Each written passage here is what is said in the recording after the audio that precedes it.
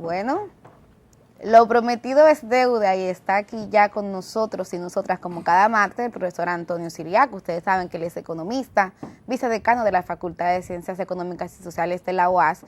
Y hoy tenemos una agenda económica bastante pesada, muchas noticias. Si quiere comencemos. Y hay pocas buenas. Sí, lamentablemente. Mira ayer la noticia de hoy, desplegadas en los medios de comunicación. Los precios del petróleo. Los precios, el petróleo, el maíz, todo el parece, trigo. El informe de la FAO creo que ha sido contundente con respecto al tema de los fertilizantes. Sí. Es muy grave esa situación y los pronósticos, que hay que decir lo siguiente, se ha agravado con el tema de Ucrania, pero el tema de los fertilizantes venía desde antes. Incluso desde el principio del año 2021, producto precisamente del incremento del gas natural, que ahí hay se procesan una serie de fertilizantes, y eso claramente en el caso de la República Dominicana ha afectado a los costos de producción. No hay que olvidar que el presidente de la República, el gobierno, hizo un acuerdo donde prácticamente se están subsidiando los fertilizantes, producto de esa situación, pero aún así... Los precios fueran más altos todavía. Fueran mucho más altos, pero con ese subsidio, los fertilizantes representan en los costos de producción, por ejemplo, del cultivo más tecnificado en este país, que es el arroz, casi un 25%. Entonces, es una cuarta parte. Claro, una cuarta parte. Y estamos hablando de un cultivo que no solamente es el más tecnificado, sino el que tiene mayor ponderación en el costo de la canasta básica. Y que el arroz lo consume... y que se produce en 21 provincias de las 32 provincias del país. Más y que algunas de esas provincias en 8 es determinante, claro, en 8 dominante que domina también la economía porque tiene la factoría donde se procesa el arroz, todo un proceso de cadena y una cadena enorme. Entonces, todo eso yo creo que es un panorama que no pinta bien para el mundo, y en caso de el caso de los pollos y los cerdos, con el maíz, y la soya, que también hay pronóstico de incremento de precios. Bueno, que se anunciaron ayer. Ayer. Y hay incluso insumos que cuando tú anualizas el incremento de precios, es prácticamente entre un 20 y un 22. Sí. O sea, y eso es... La declaración de la FAO fue antes de que se hicieran estos anuncios, que sigue hacia arriba los precios de estos insumos, pero subió el petróleo, profesor. Otra vez. Eso es una mala noticia, todo eso... que todo junto.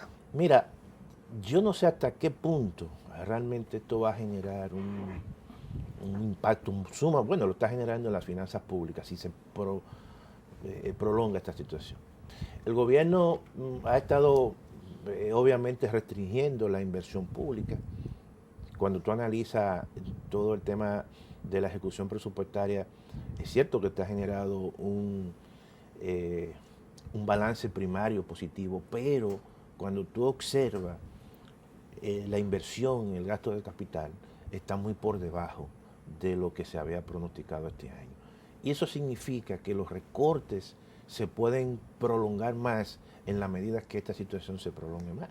Y a eso se agrega también, Siriaco, la nota del Banco Mundial ayer que revisó y también dio para atrás en los pronósticos de crecimiento económico a nivel mundial. Es que, mira, en la medida que esto se prolongue, los bancos centrales, que es el temor que uno tiene por el tema de la inflación, van a seguir apretando la política monetaria, incrementando su tasa de política monetaria, que es la tasa de referencia. Eso implica que los incrementos en tasa de interés van a ser mucho más. ¿Y el riesgo de una recesión? Pero ahí viene. Porque no se pueden apretar tanto que se corra la ruesca, como dice la canción. Mira, el gran problema de la inflación es que la solución que siempre se le busca y tradicionalmente se le busca es sencillamente una disminución de la actividad económica. ¿Qué significa eso? Que el consumo privado, la inversión privada con tasas de interés muy altas se van a ralentizar.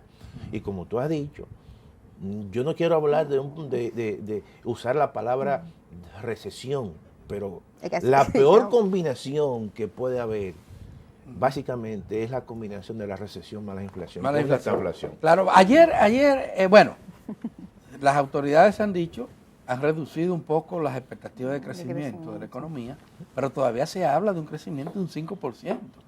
Yo señalaba ayer en una entrevista que teníamos que un 5%, si lo lográramos, sería algo fabuloso en un momento de crisis como la que hay, donde muchísimos países no solamente no van a crecer, van a decrecer. Yo creo que los bancos centrales siempre son muy comedidos y optimistas.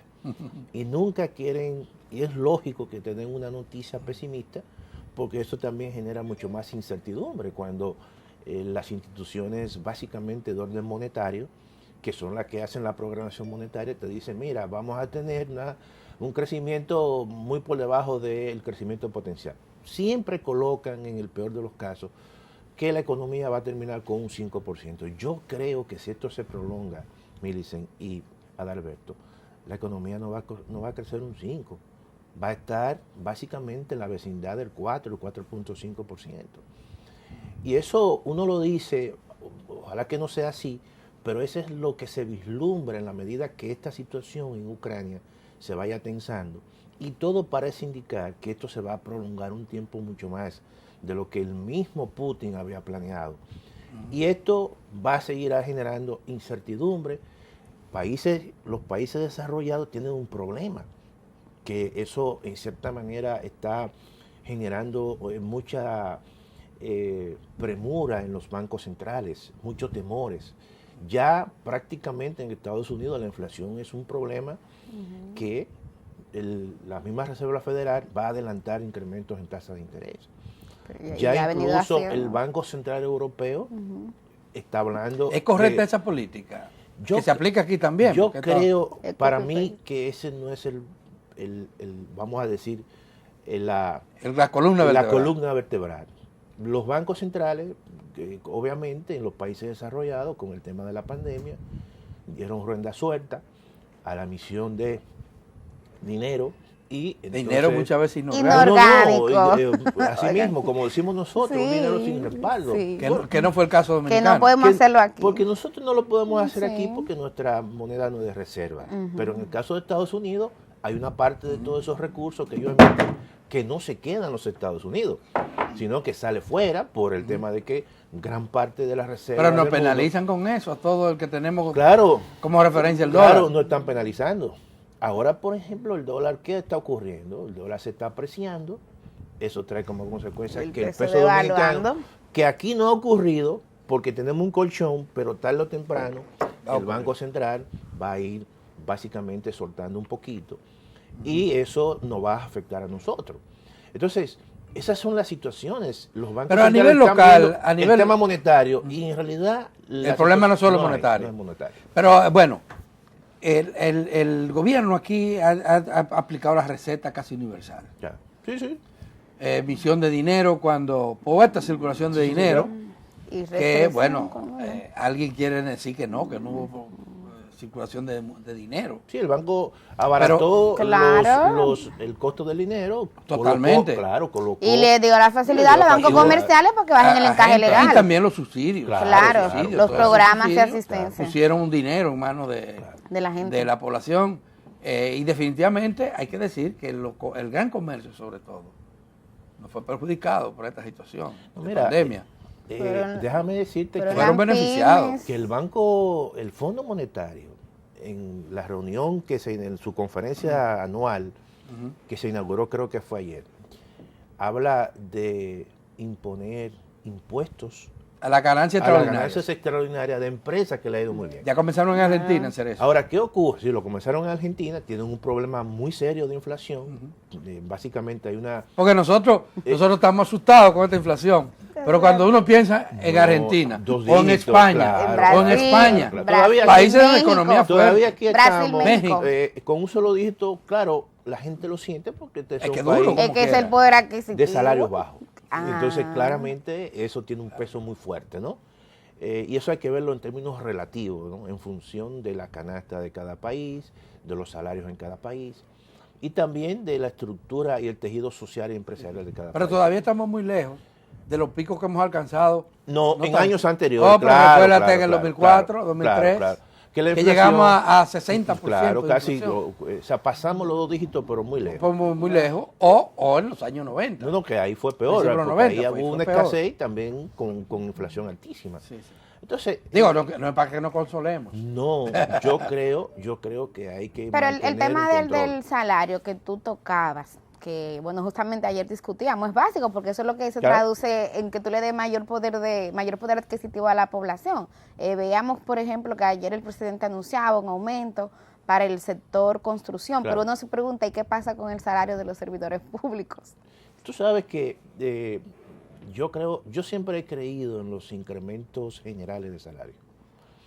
¿Por qué? O los incrementos salariales en el sector público, porque al final también te impulsan los incrementos en el sector privado. Además el principal empleador. El principal empleador, proporcionalmente, el mayor. Entonces, ¿qué ocurre? Bueno, aquí en los últimos años se están dando incrementos de precios sectoriales.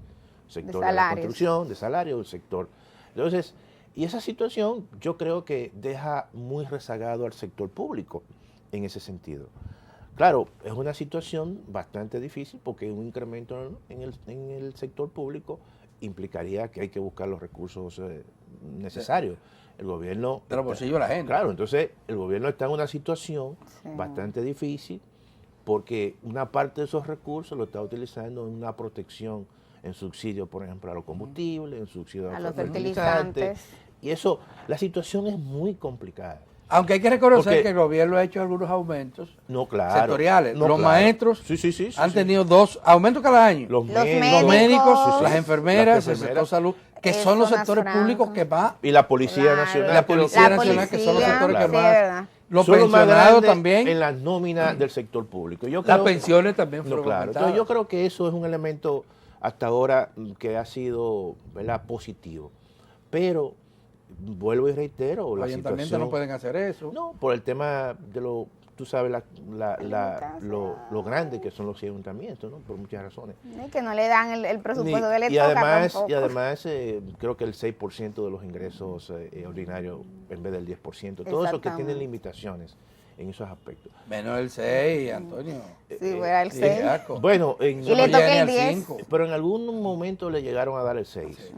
Pero no es el caso de ahora. Pero no es el caso de ahora y además no es lo que se merece, no lo suficiente. Siriaco, el tema de la política de reservas que tiene el Banco Central de aquí, que yo he escuchado a la oposición que lo critica muchísimo, pero ¿y para qué? Que ese dinero que lo pongan a funcionar. Ya van por 14,000 millones. Sí, 14,000 millones. Tú sabes, Millicent, para que la responda ahí mismo, que en Venezuela se hizo eso. Y Chávez dijo, ¿y tú estos cuartos? Di que guardado. Y lo tiró. Y tú sabes lo que le pasó a los venezolanos. Claro. Tú sabes lo que le pasó a Venezuela. El tema de la, entonces, por eso como que el tema de las reservas es en dólares. Cuando el Banco Central hace una emisión, supongamos que monetiza en pesos, evidentemente que está haciendo una emisión de esos recursos, un dinero que va a la calle. Y claramente eso implicaría un cambio en la política monetaria en un contexto de inflación. Es decir, mientras la política monetaria en estos momentos es restrictiva, si ocurre eso, entonces estaremos hablando de un cambio. Ahora, yo lo que creo, desde mi punto de vista, que la política que utilizó el Banco Central durante ese periodo 2021 de capturar una parte importante de esos recursos ha sido positiva en el sentido de que eso, claro, es costosa, pero eso ha generado un contexto como el que estamos viviendo, cierto nivel de certidumbre con respecto al tipo de cambio, que no ha habido un proceso de volatilidad. Yo creo que eso ha sido positivo en ese sentido. Claro, hay otros economistas que critican esa posición, pero yo creo que hay que verlo en el contexto que estamos viviendo. Hoy en día, niveles de inflación... Bueno, tú tiras ese dinero a la calle, alto, eso es... Y no solamente eso, si con un tipo de cambio bastante elevado, en caso de... sería una situación bastante... Se nos acabó el tiempo, Antonio Siriaco, caramba, qué bueno conversar con este caballero. Cuando pasa muy rápido, hay que traerlo más de una vez a la semana. Porque la verdad es que este país necesita orientaciones. Bueno. Y orientaciones autorizadas desinteresadas. Desinteresadas. Son muy necesarias en estos tiempos. Señores y señoras, se acabó el tiempo. Mañana estaremos de nuevo aquí con ustedes con otra entrega de su programa 1+1. Gracias por la sintonía.